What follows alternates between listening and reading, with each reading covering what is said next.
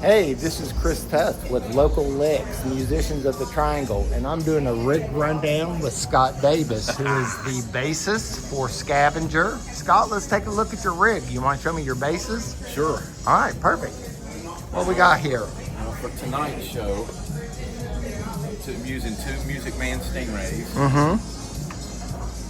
This one, Pull them on out there and let's see what you got. this one, I believe, is a 2000 model. Okay. Picked it up at Guitar Center for quite cheap. Okay. Did some repair work on it, but what I dig is the maple neck, and it's unfinished. So Nice. It's pretty quick. Active pickups. I see the battery in the back. All Music Man Stingrays are that way. Are they? I'm assuming. Okay. And then, of course, Hit Shot D-tuner. Okay. But love it. Sounds great. What strings you got on that thing?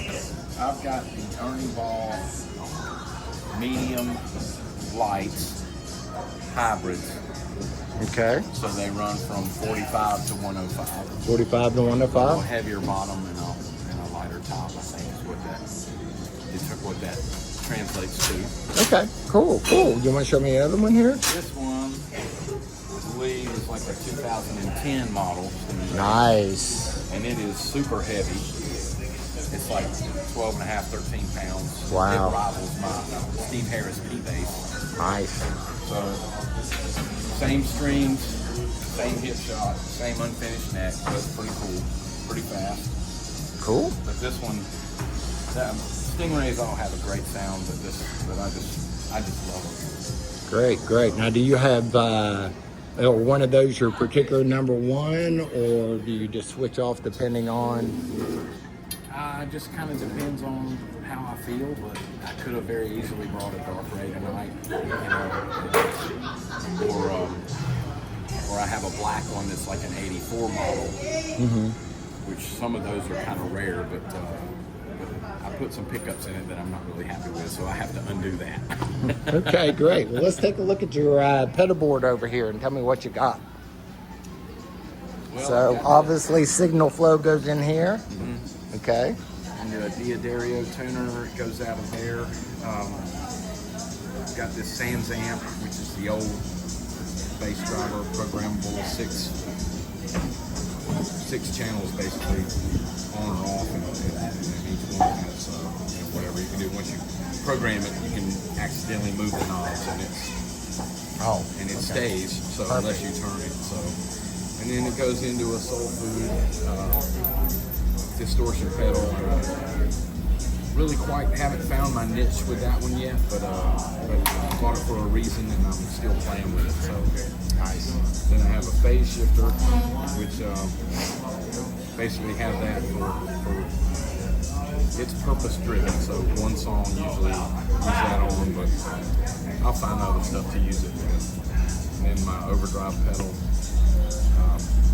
These are the ones that I'll use primarily for my active basses, and these for my passive basses. But the Steve Harris Tech 21 pedal, really, I love that. I've got a few P basses.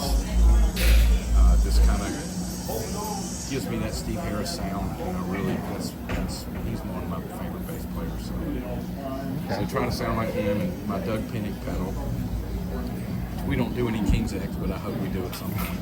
But I love his bass sound. Absolutely love it. Okay. And then this EQ is kind of it's not a real high budget EQ, but I got it from a buddy of mine down in Wilmington, and he told me to try it out. And hadn't really found my niche with it yet either, but I'm working on it. Yeah, cool. But I can use that separate from all my others and kind of contour a different sound, obviously. But it's just really haven't found my niche with that yet, but still working on it. Okay, cool. Well, let's take a look at your amp then.